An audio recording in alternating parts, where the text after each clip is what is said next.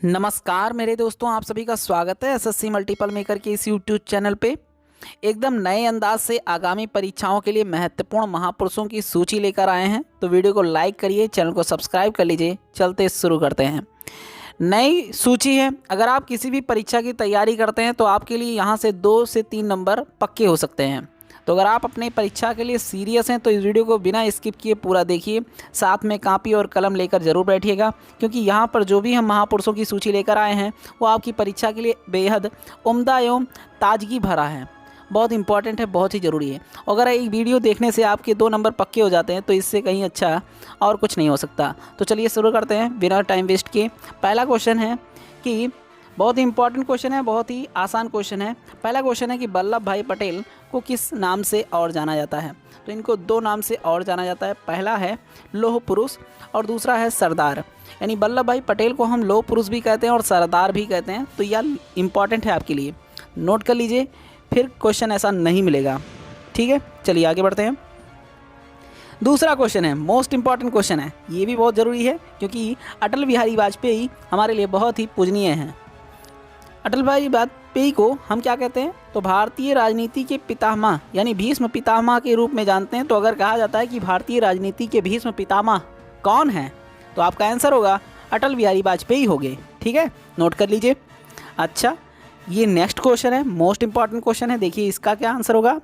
तो जमनालाल बजाज को क्या नाम से जाना जाता है? तो महात्मा गांधी के 5वें पुत्र के नाम से जाना जाता है।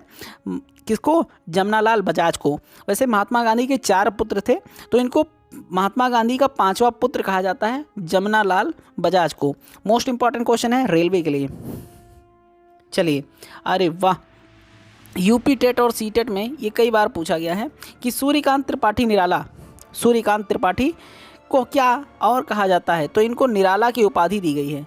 क्या उपाधि दी गई है? निराला की उपाधि दी गई है। मोस्ट इंपॉर्टेंट क्वेश्चन है, नोट कर लीजिए। महादेवी वर्मा को क्या कहा जाता है? अन्य किस नाम से जाना जाता है? तो महादेवी वर्मा को कहा जाता है आधुनिक काल की मीराबाई। इंपॉर्टेंट है, मोस्ट इंपॉर्टेंट है, नोट कर लीजिए एक बार ज़रूर। महादेवी वर्मा को कहा जाता है आधुनिक काल की मीराबाई। कालिदास, बहुत ही चर्चित नाम, बहुत ही फेमस, और कई बार परीक्षा में पूछा गया है कि कालिदास को और किस नाम से जाना जाता है। तो आपका पहला आंसर होगा महाकवि के नाम से। और भारत का शेक्सपियर किसे कहा जाता है? भारत का शेक्सपियर किसे कहा जाता है? भारत का शेक्सपियर कहा जाता है कालिदास को। हमारे लिए गौरव की बात है कि कालिदास को कहा जाता है भारत का शेक्सपियर। संस्कृत की रचना बहुत उम्दा तरीके से किया, बहुत अच्छे तरीके से। पढ़ के देखिएगा ज़रूर से कालिदास के बारे में। कहा जाता है कि ये जिस पेड़ पर बैठे थे उसी डाल को काट रहे थे। इनके बारे में हम कहानी दूसरे वीडियो में देखेंगे। यहाँ पर हम जिसके बारे में बता रहे हैं उसके बारे में ज़रूर देख लीजिए पहले महापुरुषों की श्रेणी में। तो नेक्स्ट क्वेश्चन है राजा राम मोहन राय को हम जानते हैं भारतीय पुनर्जागरण के प्रभात नक्षत्र को नाम से, है ना। तो यहाँ पर भारतीय पुनर्जागरण के प्रभात नक्षत्र के रूप में किसको जाना जाता है? तो आपका आंसर होगा राजा राम मोहन राय को। चलिए आगे बढ़ते हैं। बाल गंगाधर तिलक को किस उपनाम से जाना जाता है? तो आपका आंसर होगा लोकमान्य। इनको कहा जाता है लोकमान्य बाल गंगाधर तिलक। ठीक है, लोकमान्य। ध्यान रखिएगा। ध्यानचंद मोस्ट इंपॉर्टेंट क्वेश्चन है। हॉकी का जादूगर कहा जाता है ध्यानचंद को। इंपॉर्टेंट है, नोट कर लीजिए। ध्यानचंद को किस नाम से जाना जाता है? हॉकी के जादूगर के नाम से जाना जाता है। इंपॉर्टेंट है। डॉक्टर राजेंद्र प्रसाद को किस नाम से जाना जाता है? ये बिहार के थे।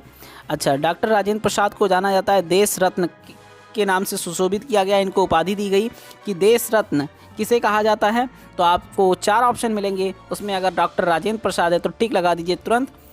ठीक है, चलिए आगे बढ़ते हैं। नोट कर लीजिए, बहुत ही इंपॉर्टेंट है। चंद्रशेखर को कहते हैं युवा तुर्क कहते हैं। मोस्ट इंपॉर्टेंट है, चंद्रशेखर को कहते हैं युवा तुर्क। अगला प्रश्न है जैनुल अबिदीन को क्या कहा जाता है?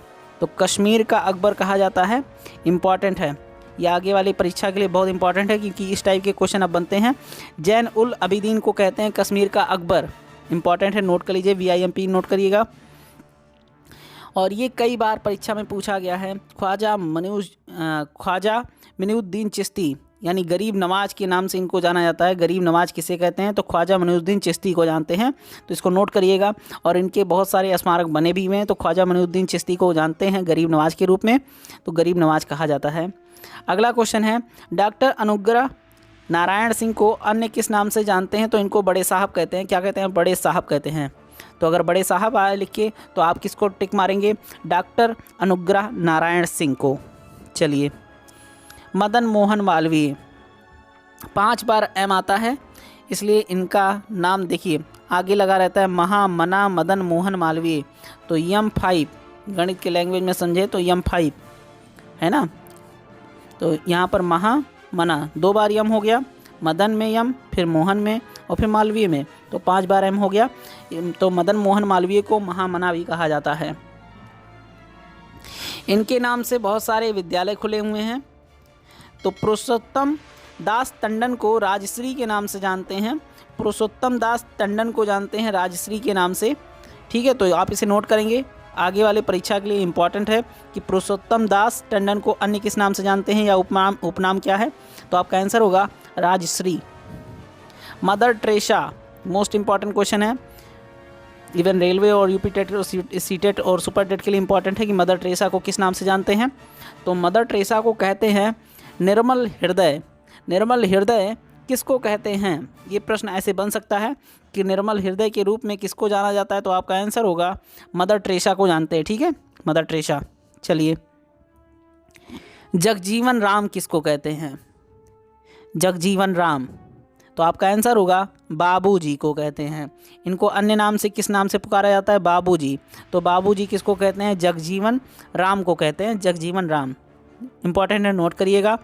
और अंत का एक क्वेश्चन है, क्या है कि आशुतोष मुखर्जी को अन्य किस नाम से जानते हैं? बंगाल का बाघ कहते हैं आशुतोष मुखर्जी को। बंगाल का बाघ कहते हैं आशुतोष मुखर्जी को। नोट करिए, इस वीडियो को 2 से 3 बार देखेंगे, आपके सारे क्वेश्चन ऑटोमेटिक सिलेक्टेड हैं, नोट हो जाएंगे आपके दिमाग में। तो वीडियो को लाइक करिए, चैनल को सब्सक्राइब करिए। हम मिलते हैं नेक्स्ट वीडियो में, तब तक के लिए धन्यवाद। जय हिंद, जय भारत।